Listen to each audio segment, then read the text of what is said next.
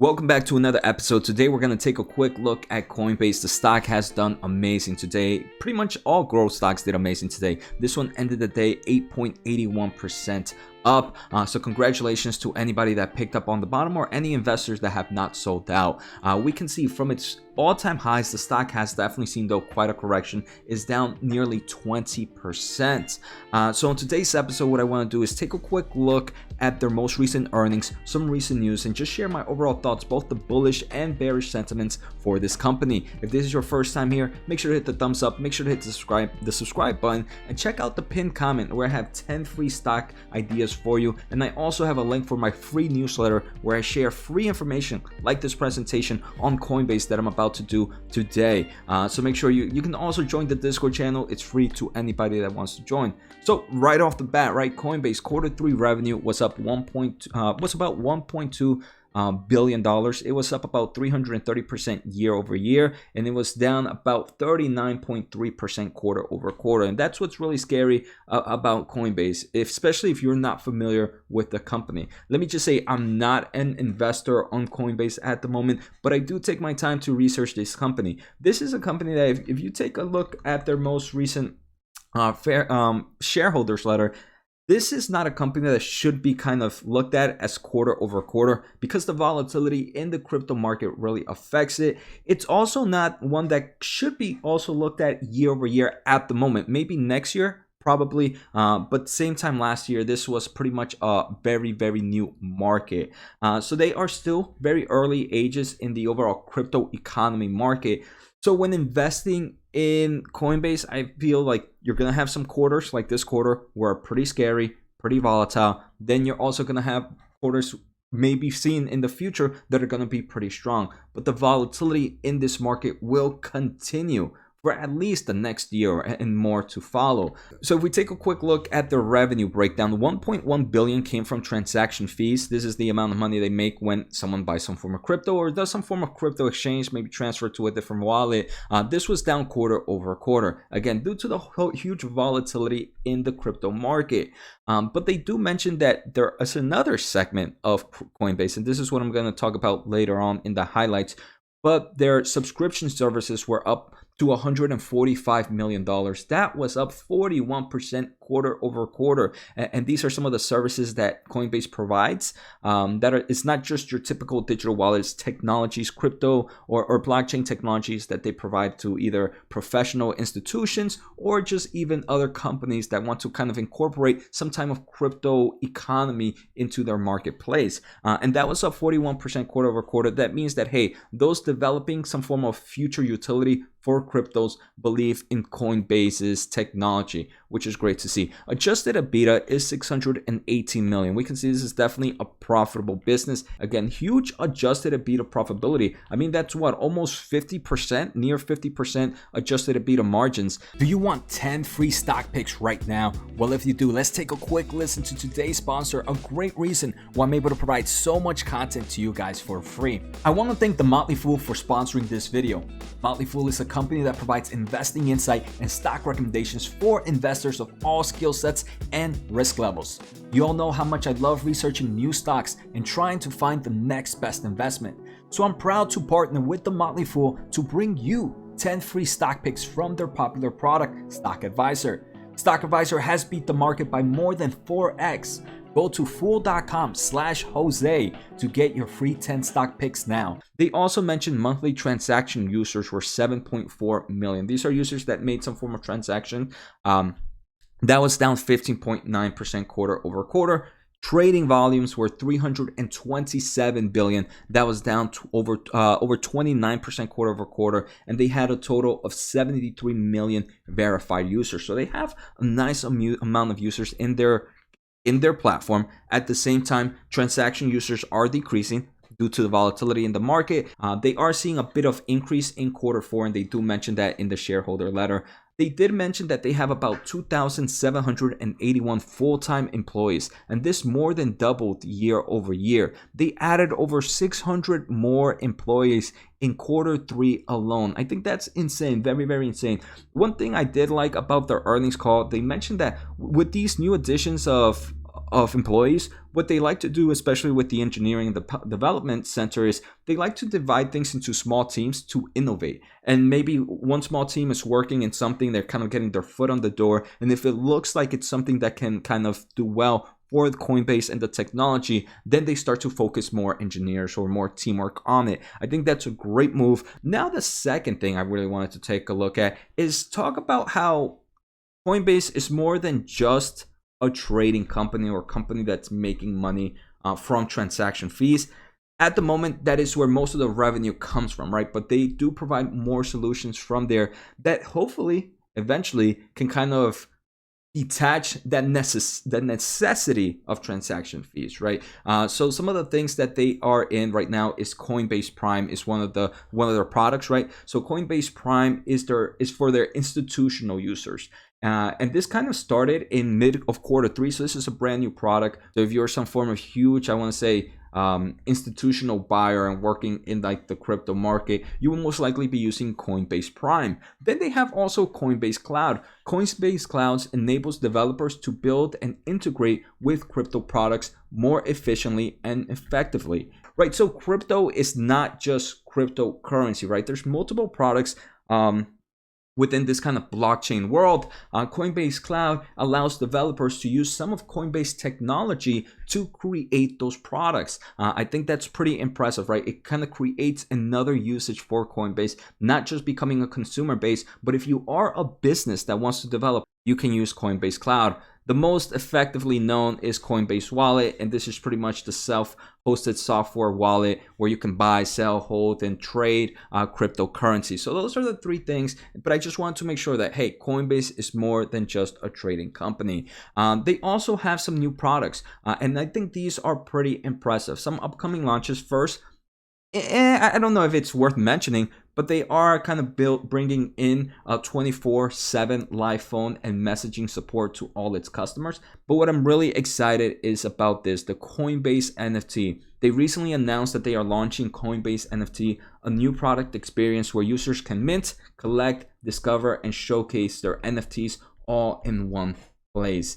They are also doing this thing, kind of payroll and expense reimbursement. They're working with certain companies that you can have your paycheck be deposited into Coinbase and automatically purchase crypto. So pretty much you're getting paid in form of crypto to some extent, and they're kind of doing things like zero transaction fees on direct deposit funds. So it gives users incentives to kind of buy cryptocurrencies. Again, I wouldn't say I'm the biggest bull or bear in crypto. So I personally wouldn't do it, but I know there's probably a lot of people that might be bullish in crypto, and this can give them more of solutions to, hey, not pay for transaction fees and build up their crypto investments. Finally, they are working on kind of retail advanced trading. So great things, right? They're more than just a trading company.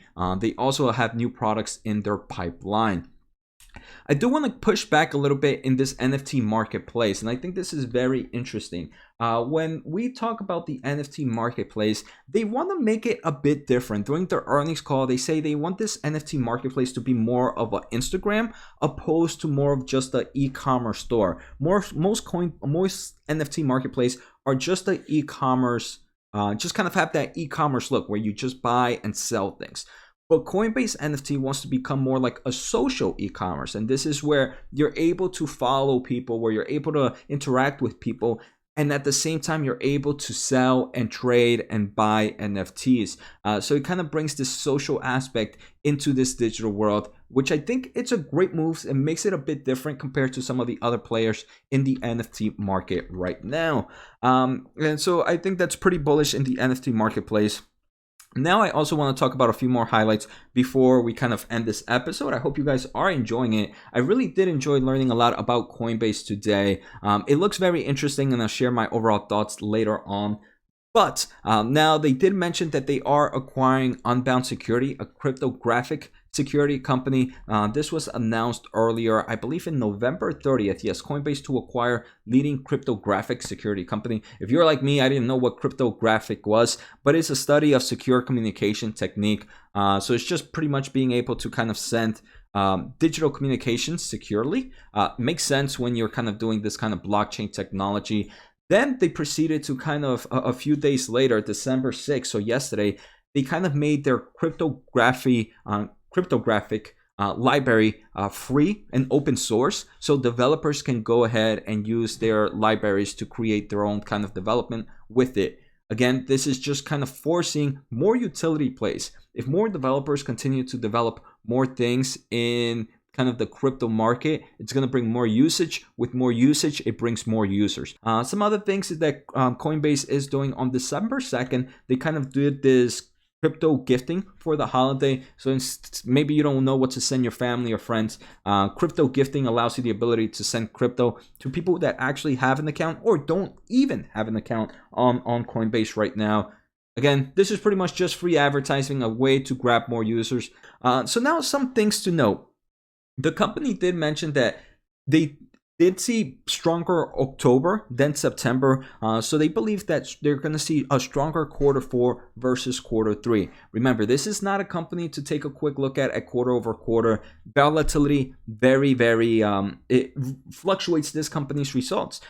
We also did see, which I thought was pretty interesting, I do believe most of their earnings did not meet expectations, but almost numerous analysts did increase their price target. Here we see a price target to 342 from 325, to 405 from 330, to 447 from 375, to 387 from 337, to 440 from 360. And remember, Coinbase stock price right now is at $286. Most of these analysts after earnings kind of increased their price target, which was pretty interesting to say the least. Next, I do want to talk a little bit about competition.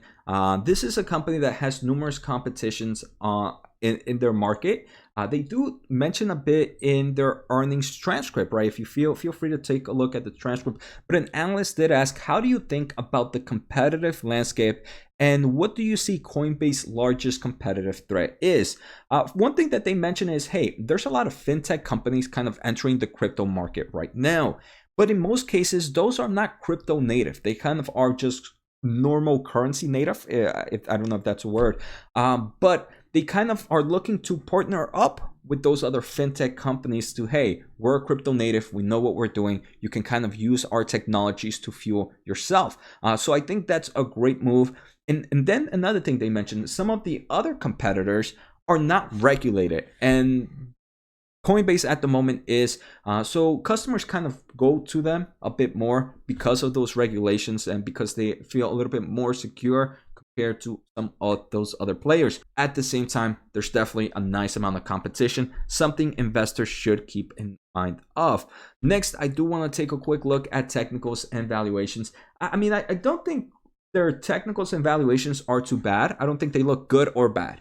We can see right now, I would really like Coinbase if it was around that 260. I know we've seen this in the past, just a few days ago. Not a company I was really had done research on or keeping an eye out. But if we see around that 260, I think I wouldn't mind opening in a position. Right now, I believe it's more of like a small to mid dollar cost averaging, not a place where I would go super heavy due to the overall volatility. If we take a look at price to sales ratio, this has a price to sales ratio of about 10.69. Not crazy high, right? 10 is usually what we used to see with most software companies to some extent pre-COVID. So it's pretty much on the high end. Again, volatility, I do believe we can see better pricing action on Coinbase. At the same time, I don't think it's the worst time if I wanted to kind of do a small dollar cost averaging position. Actually, one more thing I actually wanted to talk about. They did mention something about their crypto investment plan. So in the future, they want to be pretty much 100% crypto. Maybe something investors might not like. So for example, they want to invest the first 500 million of their cash and cash equivalents into crypto. They haven't done so. They kind of already pulled out the money to do it, but they're investing kind of dollar cost averaging over time. But in the future, they want to allocate 10% of quarterly net income into crypto investments. So this kind of shows that, hey, I mean, it makes sense. It's like, hey, we're a crypto company. We should be focusing on crypto assets as well. If not, then that looks like a bad move. So I think to some extent, it's more of like a bullish play to kind of give a positivity to the crypto market. So if you have a little bit more questions, definitely check it out. Just look at Coinbase crypto investments policy for the future. But I think that's it for today's episode. If this was to ever enter my portfolio, I would say it's a tier 2 company. Like I mentioned, mid to low dollar cost averaging. At the moment, I do not own, but one I wouldn't throw off the side if it really gave me some nice valuation price to enter.